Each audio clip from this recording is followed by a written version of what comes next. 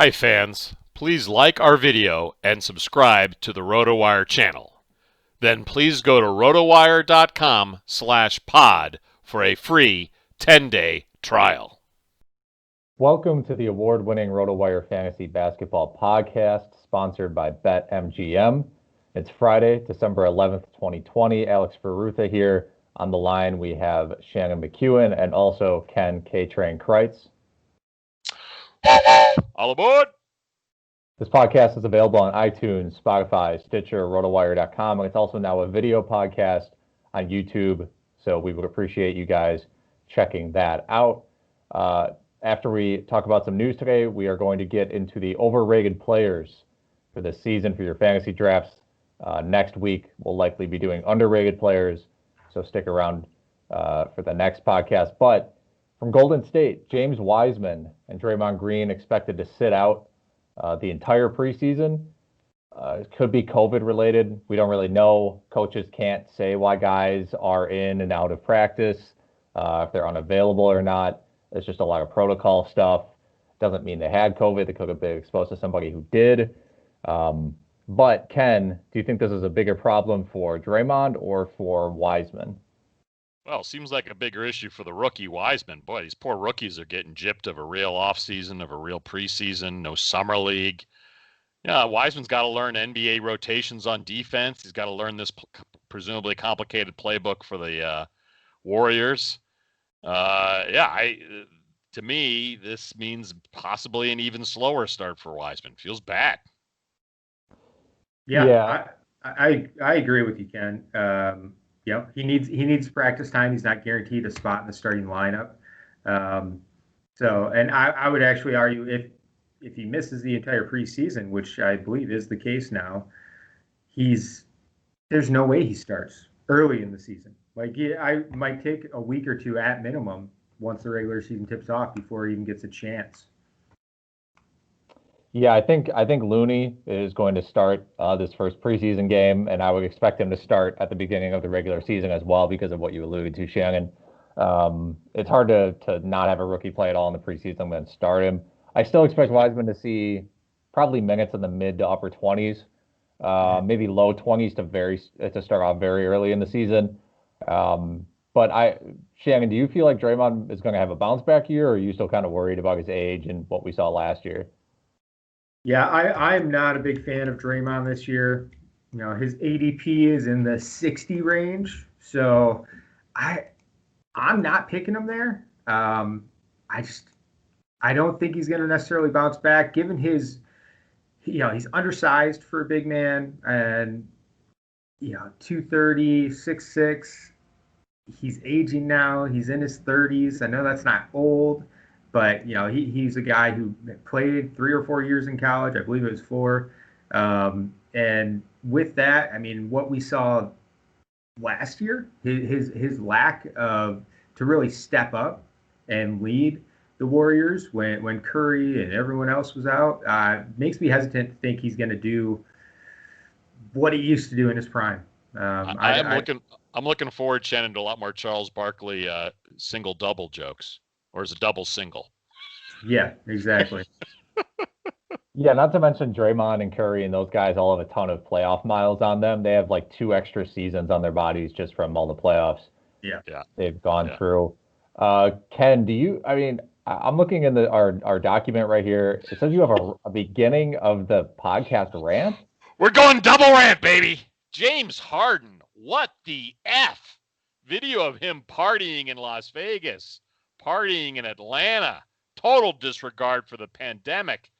Houston has kissed his ass for years. He wanted Dwight Howard, they got Howard. He wanted Chris Paul, they got Paul. He wanted Russell Westbrook, they got Russell. Now they have no assets, and he's bitching incessantly. Harden has now graciously expanded his list of teams he's willing to be traded to, as if these title contenders want this giant contract and ball hogging game on their roster. As a reminder, he's making $85 million this year and next, and has a $47 million player option for 22-23 when he's 33 years old. Shannon and or Alex, where could Harden possibly fit? Shannon, you go first, sir. Well, Ken, the answer is anywhere. You're disrespecting one of the two or three best offensive players to ever step on an NBA court. Any team would love to have Harden, and they're foolish if they wouldn't. I saw a Heat fan poll yesterday or a couple days ago, and it was do you want Harden on your team even if you had to give up Tyler Hero? And like 55% of Heat fans did not want to give up Tyler Hero for James Harden. And those fans are legitimately insane. You absolutely trade Tyler Hero in a package to get James Harden. He's still one of the 5 best players in the NBA, and he would fit with any team. You think he's going to play championship defense for these 2 new teams he goes to? We've been over that many times, Ken. He's played much better defense the past couple of years than what he did earlier in his career. And that doesn't matter because of what he brings on the offensive end. He's always going to be a plus. Might have to politely agree to disagree. Alex, break up this tie. And more realistically, though, also, who has, though, the package to give back to Houston to make the Rockets want to do this deal? Well, if you're Houston, you want a promising young player and you want picks, right? So that eliminates Milwaukee, which was a team you brought up. They have no package for Harden whatsoever. The Heat, Hero and picks is fine, but to me it doesn't feel like enough. And I think, I don't know. I mean, if you're bringing Harden in, to some extent you worry about a culture fit, I think, and you worry about maybe pissing off your other stars, depending on how much he wants the ball. I think that's your main concern. I would still want to trade. Like if I was the Heat, I would still want to trade for him, right? Other teams, I mean, obviously we've heard the Sixers before. I mean, he just talked about wanting to go to a contender. There just aren't that many contenders that have the pieces to give away and then would remain good enough for him to like the team. Right. Yeah. I mean, you guys both mentioned Miami. Do you see Jimmy Butler enjoy playing with James Harden? He's notoriously not gotten along with past teammates. Yeah, those guys weren't MVPs though, so he's notoriously not gotten along with young, unproven players. James Harden is automatic 50 wins. James Harden is 30 points per game. He's an MVP. I think it's different. The 2 most likely landing spots for Harden, I still believe, are the Nets or the Sixers.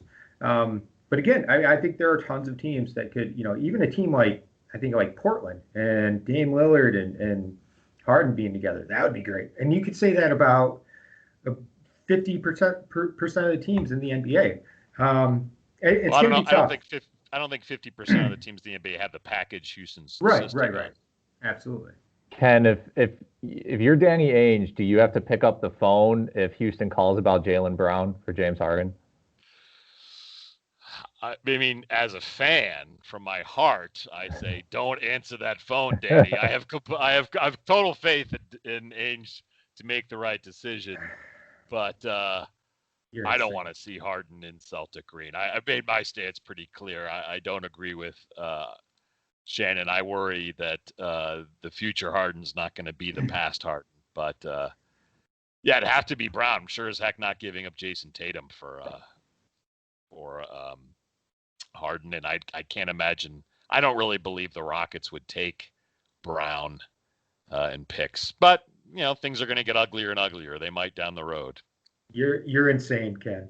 And I've turned the corner on Brown. I like Brown a lot now, but you are absolutely insane. You think Harden's going to like playing in Boston? No. The fans get on him on his first lazy non-rotation. I doubt it. He's been so. Here's my fear. He's been so coddled by Houston. Houston has bent over backwards. No other organization's going to be that. What's the word I'm looking for? That do whatever he wants to it for him. I don't know. You do that for players who average 35 points per game.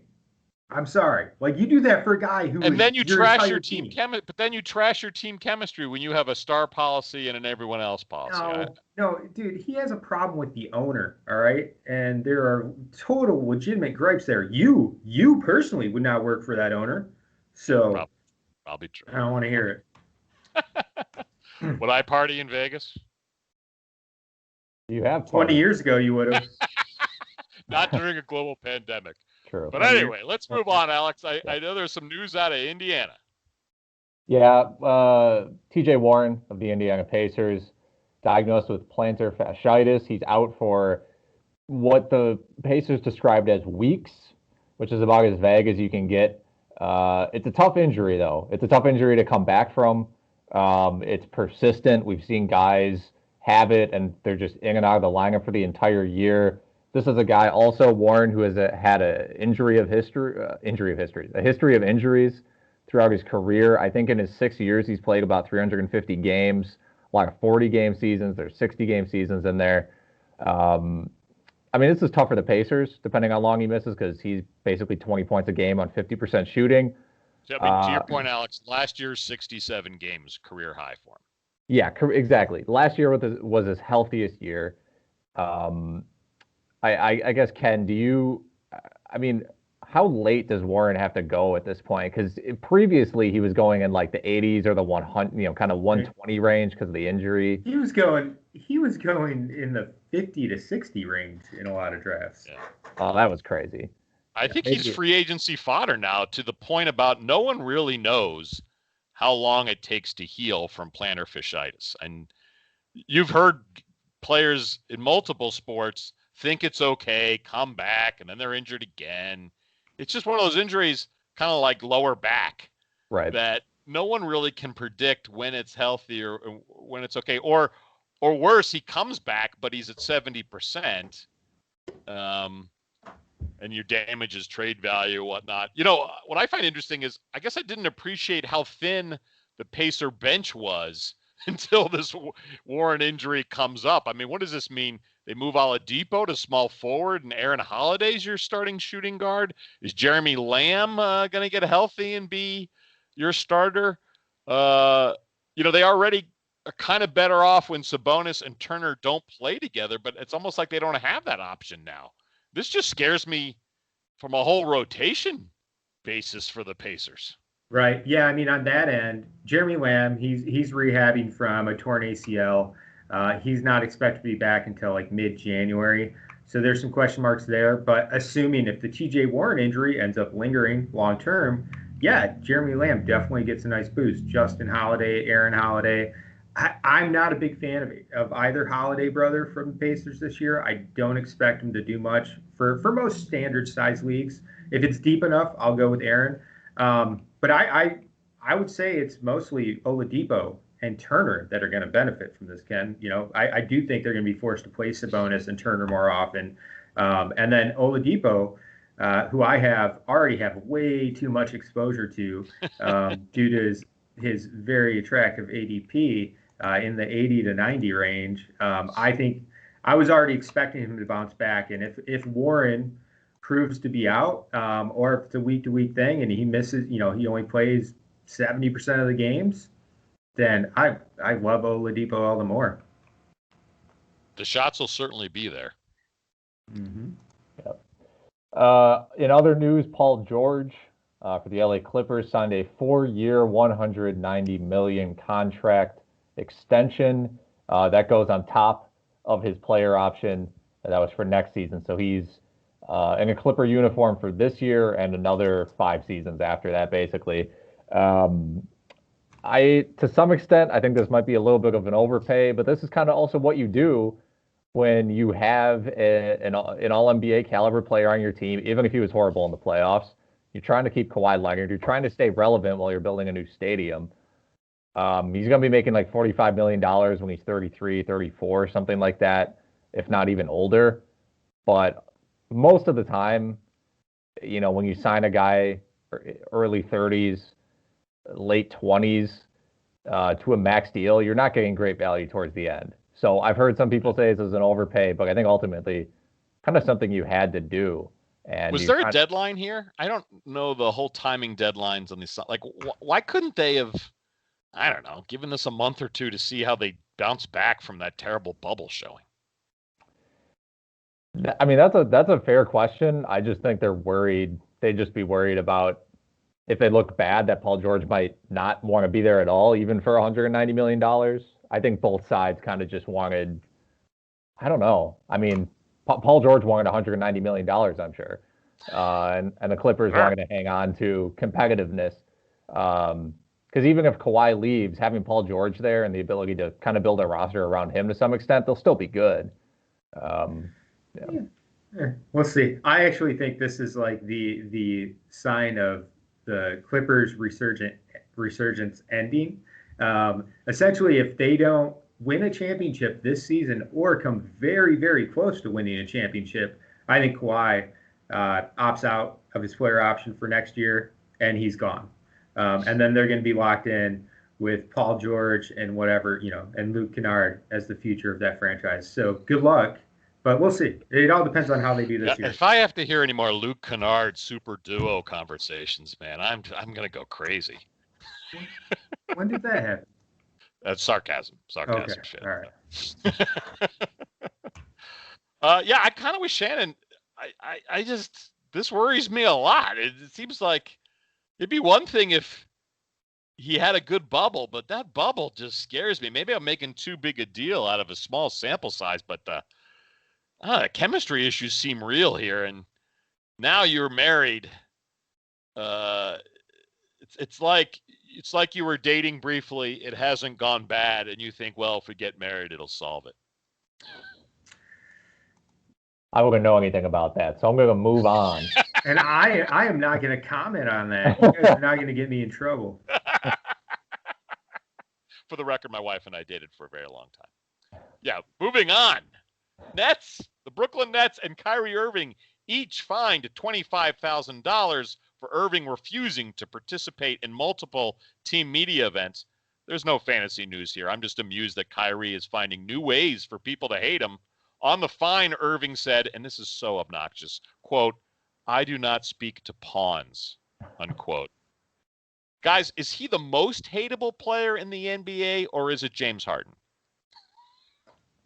I don't even know at this point. Kyrie is just kind of, I feel like Kyrie is obnoxious. Flatlander. Kind of fake woke. But I don't know, man. It just, I mean, to some extent, I don't blame him for not wanting to talk to the media. I can't say that if I was an NBA player, I would want to speak to the media all the time, right? If someone, walked into the RotoWire office and put a camera and microphone in my face and was like, "That note you wrote, not as good as the last one." But Alex, which NBA player does want to talk to the media? It's part of the job. Dudley. Do you want to come into the office? No. Do you want to wear pants? No. But you do. It's part of the job. Yeah, it's a little different, but I agree. I don't know. I don't think $25,000 is going to stop him from kind of just turning his shoulder. I don't think it stops him either. But sorry, Shannon, go ahead. As to the question, for me, it's easy. It's Kyrie is the most hateable NBA player, and I don't even think it's close. I've countless times said I don't understand the Harden hate. I love watching him play. I think he's one of the best offensive players of all time. Kyrie is a very, very, very good player. I also think, like Alex said, he's fake woke. He probably believes in QAnon. I think he's legitimately insane. So I'm good. I hate everything he says almost every day. I don't know what fake woke means, but so I'll just agree with you two. Alex, tell us about our good friends at BetMGM. Sports bettors know that magic happens when you turn a hunch into action and apply the right amount of expertise. That's why BetMGM has teamed up with RotoWire to offer new BetMGM customers a free 6-month RotoWire subscription when they place their first bet. Register on the BetMGM app or website, and once you make your first sports wager, you'll receive a season's length of RotoWire's unmatched sports insights. Find out why BetMGM is the king of sportsbooks by signing up and placing your first bet today. Visit BetMGM.com for terms and conditions. Must be 21 years of age or older to wager. Colorado, Indiana, New Jersey, Nevada, Tennessee, and West Virginia only. Please gamble responsibly. Gambling problem? Call 1-800-522-4700 in Colorado and Nevada, and 1-800-GAMBLER in New Jersey and West Virginia. In Tennessee, call or text the Red Line at 1-800-889-9789. If you or someone you know has a gambling problem and wants help, call 1-800-9-WITH-IT in Indiana. Promotional offer not available in Nevada. Also, when you sign up, use promo code ROTO, ROTO, to get that free subscription. And I'll make sure you're all set. That's right. Shannon personally make sure everyone gets the free subscription. All right, gentlemen, let's go to our main topic. Overrated players for the upcoming 2021 season. This week, we're going to throw shade at overrated players for the upcoming season. Next week, we'll dive into underrated ballers. Shannon, let's start with you. Who is your most overrated player for the upcoming season? I do not believe in the Jeremy Grant hype. I'm forever a Pistons homer, but I am not selecting him. It depends. So in some leagues, I've done best ball drafts this week where I see him going in the 50 to 60 range. That's partially due to position scarcity on different platforms. But there's no way I'm picking Jeremy Grant in the 50, 60, 70 range. In most standard leagues, his ADP's in the 90 to 100 range. Seen him go as high as like 80. I can't pick him there. I mean, that's the 80 range. If he's going that high, you've got Gallinari, you got Tyler Hero, Eric Bledsoe, Anunoby. I like Anunoby more than I like Grant for this season. It's close, but I think Grant's overhyped. Everyone expects him to be a player that he hasn't been just because he's joining a crap team. When we do our Harvey Grant episode where we talk about good players on bad teams, I'm looking forward to discussing his son, Jeremy Grant, on the Pistons. Alex, how do you feel about the hype for Jeremy Grant? I think the hype would be pretty justified if Blake Griffin was not on the team anymore or already out for the year, right? Which is what, 50, 60 chance that he gets hurt and out for the year? Well, or that he maybe gets dealt and he doesn't get the easiest contract to get traded. But I mean, Grant is a high floor player, right? He's been on OKC, he's been on Denver. We've seen him just average 16 and 6. He can do that. We know he's going to.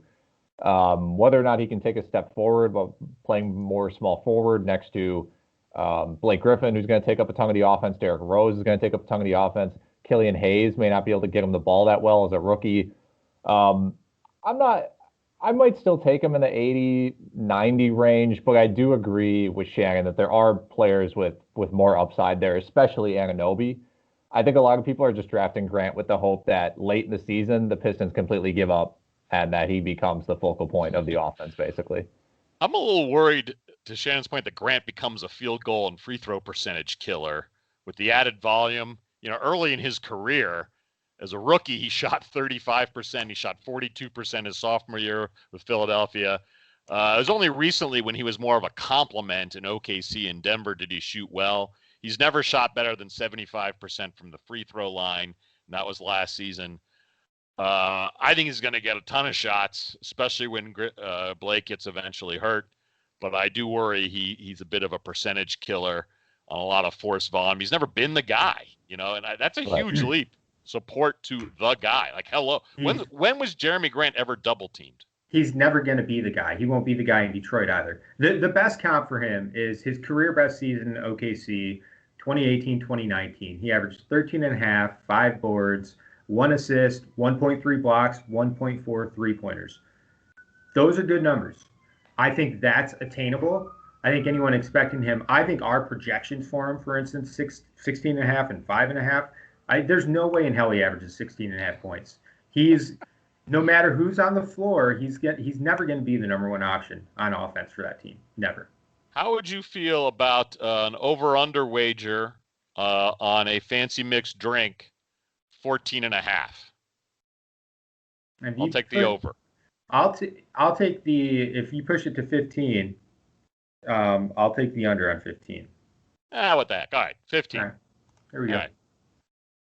I think All right. I was gonna say I think for the Pistons actually you're probably gonna get more value drafting Mason Plumlee than you would Jeremy Absolutely. Grant, right? Yeah. We'll talk about him next week. Next week, yeah. There we go. All right, Alex, take us to your most overrated player for 2021. I think it's gonna be Zion Williamson. His ADP Yes. on Yahoo right now, and some of that's 9-cat leagues, keep that in mind, is 27. I do not think Zion Williamson will be ranked 27th when the season is over. Our projections have him at 78th, and I have no problem with our projections. He's going to miss some time. I'm not even really factoring that in, by the way. He is good for field goal percentage, obviously. He's great for points. His rebounds were fine. He's more of an offensive rebounder. I'm a little worried about his defensive rebounding, but I wouldn't be surprised if Stan Van Gundy finds a way to try to get him to get more defensive boards. But the thing is, he has zero other contributions in category leagues. His free throw percentage is abysmal, and he takes like 10 a game, right? His free throw percentage killer is just as bad as Giannis was last year. He gets no assists, no steals, and no blocks. He was a terrible defender. So I think he could increase his assists. I wouldn't be surprised if he averaged 3, maybe 3.5 assists this year. Wouldn't be surprised if he got 1.5 combined steals and blocks. I just think that drafting him 27th is the absolute very peak ceiling that he could have this year.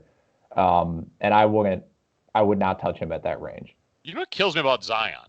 That 1 year at Duke, he had 3.9 steals and blocks a game. 3.9. And when we were doing our draft preview stuff, I was like excited about that. I was like, this is going to be awesome to see him play D.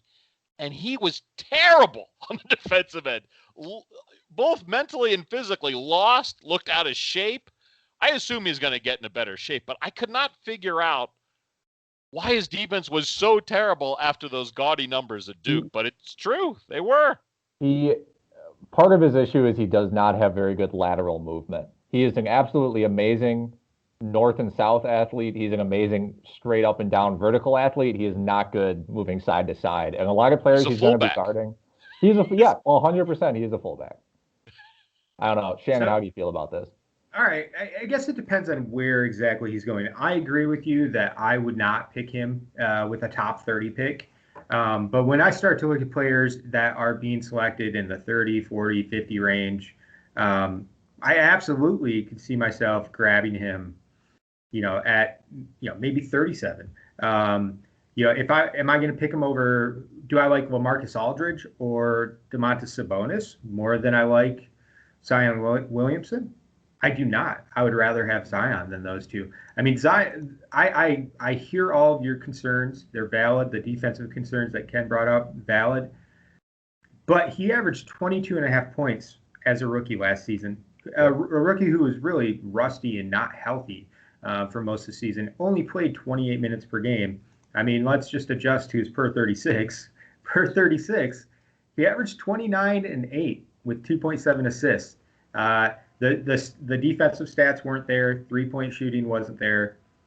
Free throw percentage is a concern, but he also is bayoued up by a 58.3% field goal Freudian percentage. slip with the belly up there. Yeah, Big I know. Belly. So I like him as top 30 pick. No, top 40. I'm gonna bite in some leagues, especially points-based leagues. I mean, I'll be all over him. I just think it's understated that as a rookie, the dude averaged 22 points per game in 28 minutes per. That's right. Like actually insane.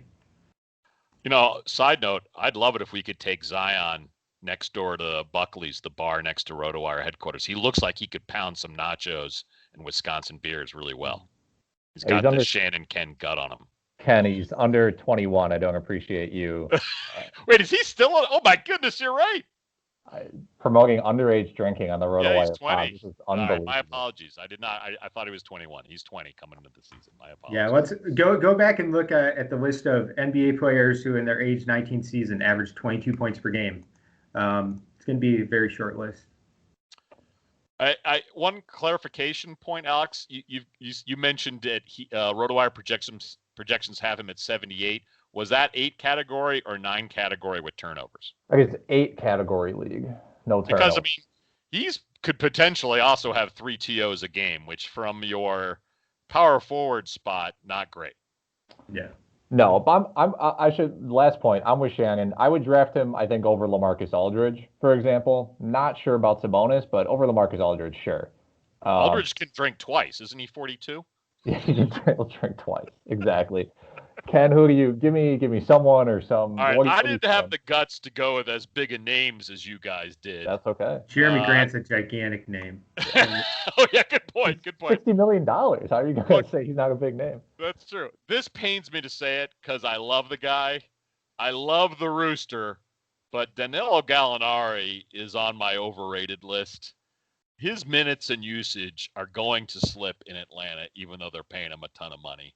The Hawks already said Gallo's going to come off the bench. He's 32 years old now. The Thunder desperately needed his scoring last year, but Atlanta needs to develop John Collins. I don't see the shots being there for Gallo. His ADP's in the high 70s. RotoWire projections for 8 categories have him at 128. I love the Rooster. I just think the opportunity in Atlanta is not there like he had with the Thunder last season. Yeah, I think you'll still see minutes in the upper 20s, right? 28 minutes is kind of what I'm expecting, and 16, 17 points possible. But he's also a guy, Ken, that has injury issues throughout his career. And yeah, that concerns me with the shortened season. That's kind of been a theme for me in my early drafts, which have mostly been that fall. Yeah. I agree. I think high 70s. It's a little early. To your point, Alex, here's his game count the last 6 seasons: 59, 53, 63, 21, 68, 62 last year. Obviously a shortened season last year. But a few, and frankly, if he has a few nicks like a 32-year-old usually do, they have the depth to play other guys. So they're not going to rush him back when he has his typical dings. Right. But maybe I'm overreacting, Shannon. What's your take on the Roots? We're going to be talking about Atlanta a lot, I feel like. I still think Gallinari can log some minutes, not a ton, but some minutes at the 3. There's a lot of people who disagree with me there. But I agree. Atlanta's weird. I think that we're kind of overvaluing Gallinari and Bogdanovich a little bit, undervaluing Collins and Capella a little bit, undervaluing the young guys, Herder and Hunter. I think there's plenty of minutes to go around for their top 7 or 8 guys. Let's just look at Capella and Gallinari, for instance. Capella, Collins, and Gallinari. Sorry, you've got 96 minutes at 2 positions for those 3 guys to play. They each could play 30 minutes. I think more likely Collins of those 3 will play the most minutes. I think Collins is a lock to play 32 to 34 minutes. They also want to get Hunter. They want to get Hunter minutes at the 4. They will, but I think most of his minutes will be played at the 3. Is my guess. It just depends. But I think there are plenty of minutes where you have a scenario where Gallinari and Capella both get 28 minutes per. John Collins getting 32 or 33 minutes. And then guys like Hunter, Bogdanovich, and Herder are still getting plenty of minutes as well at the 2 and the 3. Yeah. Well, there's minutes, and there's also usage, right? Like right. Trae Young takes a lot of shots. It's interesting. We'll see how much he sets up other guys. But I cut you off there, Alex. What were you going to say? No, I mean I've heard people worry about their defense. There's a chance they're a top 8 offense or something like that, and they can still easily make. 3. Yeah, I mean they could. We saw the Mavericks last season, number 1 offense all time, terrible at defense, awful, and they almost beat the Clippers in round 1 of the playoffs because Doncic was that amazing and their offense was that good. So, the Clippers are wildly dysfunctional. Yeah, well, yeah, that too, and yeah. I'm not as worried about Hawks as some other people are. Shannon, do you have another name for us? Yeah, we've already talked about in this episode, Domantas Sabonis. I am still a strong believer in Miles Turner. The TJ Warren news does kind of calm this down a little bit. But Sabonis is not a guy, like I mentioned, Zion. I would pick Zion before Sabonis. Sabonis is basically a top 40 pick right now. If he drops to 50 or 60, then I understand it.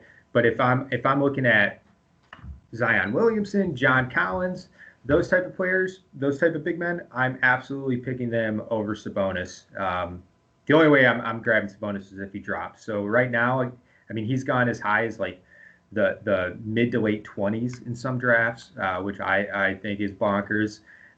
So I'm gonna fade him in most of my drafts, and even I'm more willing.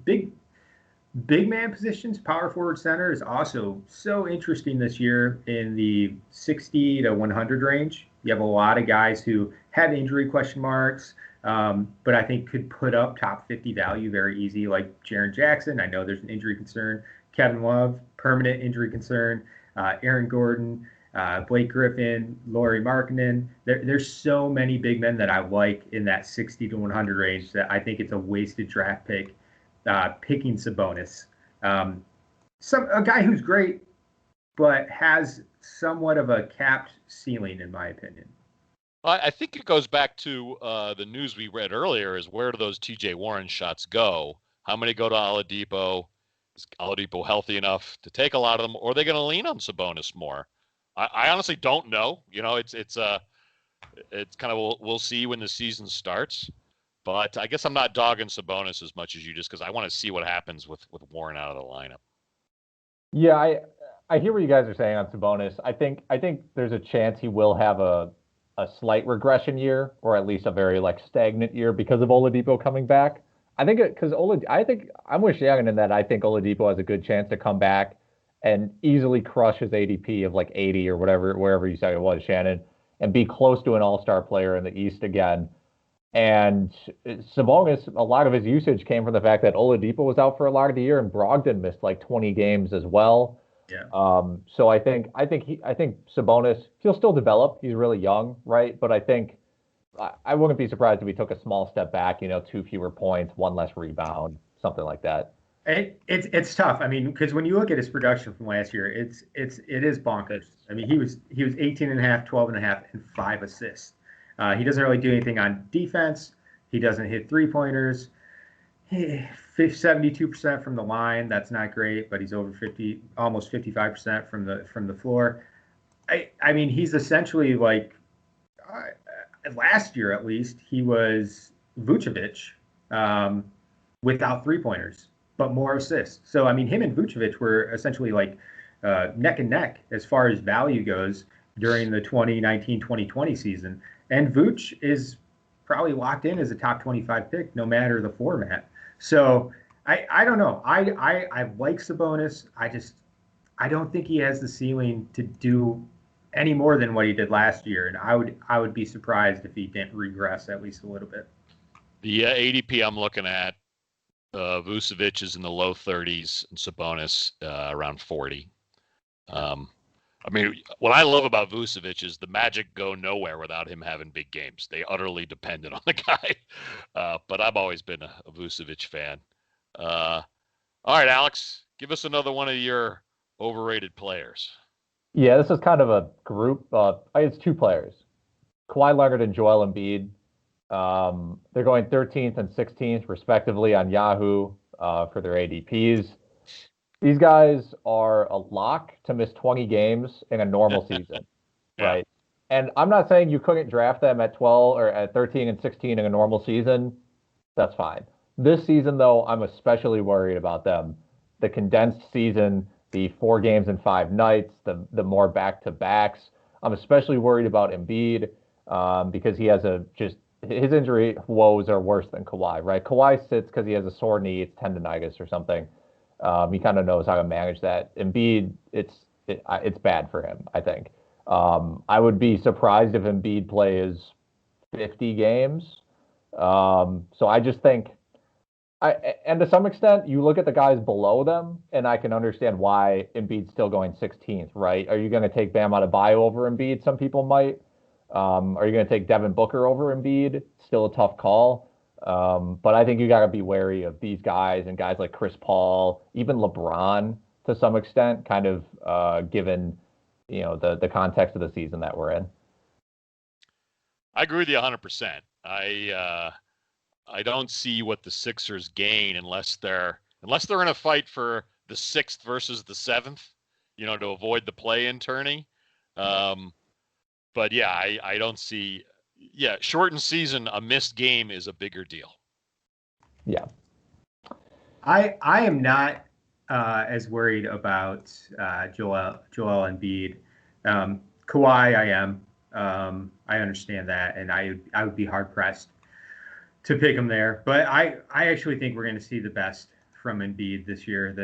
Better than what we've seen to date. I think he's going to play a higher percentage of the games.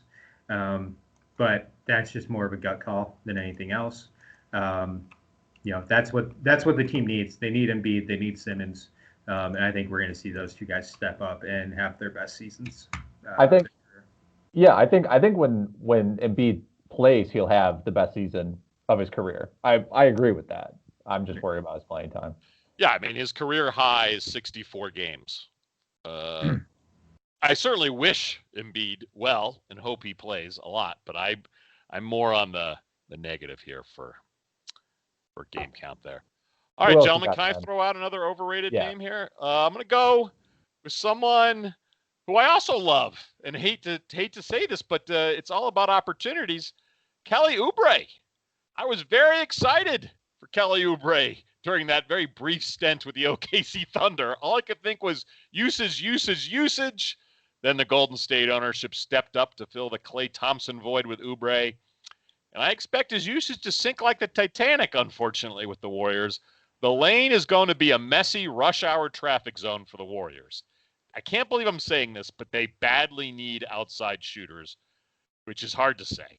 But it's true.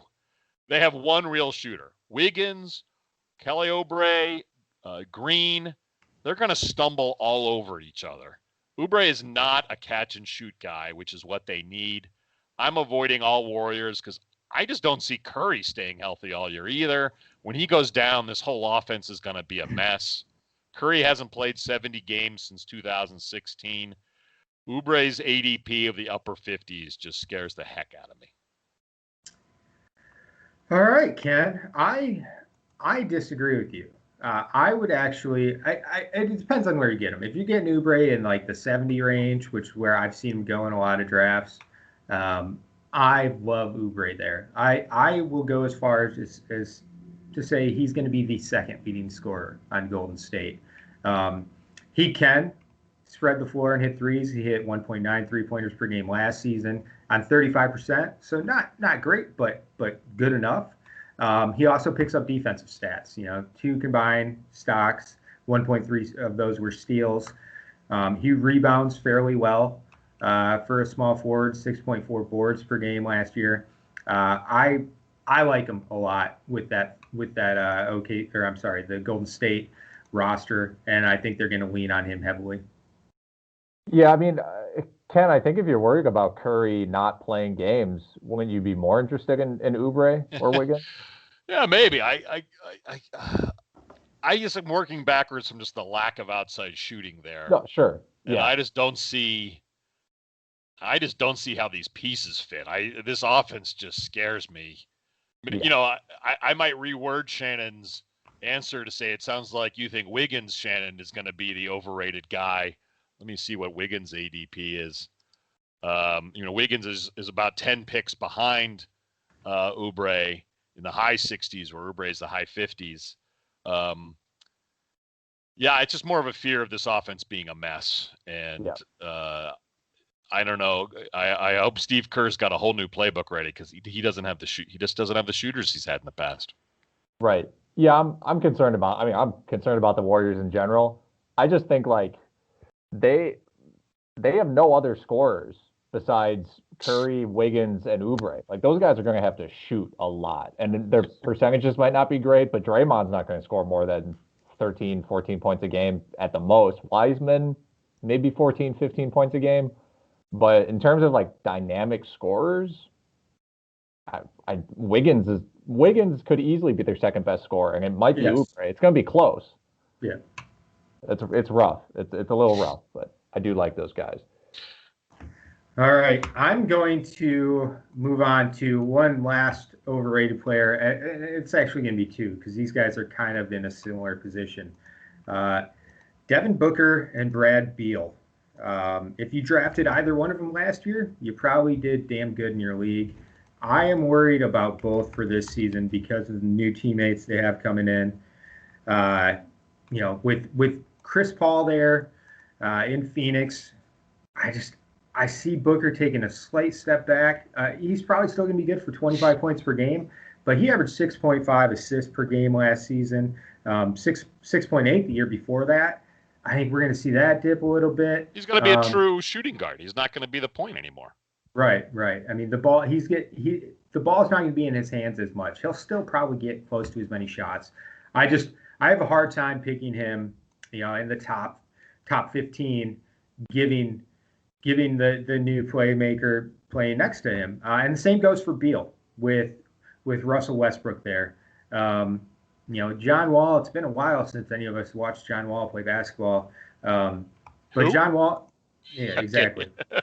John Wall, he was a good, he set up his teammates well. Russell Westbrook does too. They both are double-digit assist guys. But we also know how Beal played next to Wall. And it wasn't anywhere close to what we saw from Beal last season or the season before after Wall got hurt. Beal really took that step up after Wall left the court. And I'm worried that with Westbrook there, Beal's going to regress a little bit. Still be a really good player, maybe be like 25, 4 and 5 instead of 30, 4 and 6. But again, taking him like in the top 15 range is tough for me. Yeah, it's funny. Your point, Shannon, is sort of shows how what's good for fantasy isn't necessarily good for winning. I feel like both these teams, the Wizards and Suns, got better, but it means less leaning on their prior stars because they brought in new talent. Now, and I'll throw out a comp. So you don't have to take this guy over Beal or Booker because he's basically going a full round later. But I personally, I would rather have Donovan Mitchell than either of those two guys. That doesn't mean, right? That doesn't mean I'm going to pick Mitchell at 12, but that just means I would rather target Mitchell with that later pick. All right, Alex, do you want to throw one more name out before we move on? I don't have another name. I'm just going to quickly say for Beal, to some extent, I think he's turned a corner as far as his career goes for skill. And I think we saw Paul George have the best season of his career next to Westbrook. So I'm not maybe as worried about Beal as you are, Shannon. I also think Ricky Rubio to some extent was a ball dominant player, not as much as Chris Paul. I'm also not as worried about Devin Booker. They might both be going too high in ADPs, a little early for me, but I'm not too worried about either of those guys, getting them at the end of the second round or the middle of the second round. Yeah, if you get them there, that's different. I mean, I've seen them go basically the end of the first round or top of the second. Okay. In a lot of drafts. So I get it. I'm not expecting big regressions from either of them. But in when you crunch the numbers, it's going to be hard for them to replicate what they did last year. Right. All right, Ken, I think it might be time for your second rant. You know what burns my red britches? Holiday haters. Half of my family refuses to do anything for the holidays. They won't decorate the tree. They won't help with the outside lights. They won't go shopping for gifts. I get it. 2020 sucks, and there's nothing to celebrate. My Christmas card literally says 2020 sucked. But damn it, regardless of religious beliefs, it's our American duty to foolishly decorate our homes, inside and out, in some sort of ugly holiday display of false happiness. And our local businesses need us right now to throw cash at them for useless crap we will throw out in 6 months. I don't care how pissed off you are. Am I happy? Hell no. But did I consume some bourbon muscle juice and go outside and put the lights up and the window reads? Hell yes, I did, and it looks stupid. I don't care. It's what I do. We need this. Get those Hanukkah lights in the window. Bring on the Kwanzaa banners.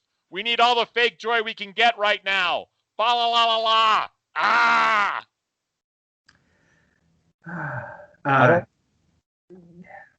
Go ahead. I don't think we had any mispronounced names that I remember, but we should say before this podcast wraps up, the preseason starts today, which we didn't mention at the top or really at any point throughout the pod. And there is DFS preseason, right, Shannon? Hell yeah, there is. Get Hayes in your lineups. Yeah, be careful when you're playing preseason DFS. That's my main word of advice there. Thank you, everybody, for joining us on the RotoWire Fantasy Basketball Podcast. It's presented by BetMGM. Ken, take us out of here. A few years ago, Klay Thompson was asked why he's not worried about a shooting slump. He answered, quote, "I'm one of the best shooters to ever play." Get better, Klay. Attention, passengers. This 3-car fantasy train wreck has hit the end of the line. Hi, fans. Please like our video and subscribe to the RotoWire channel. Then please go to rotowire.com/pod for a free 10-day trial.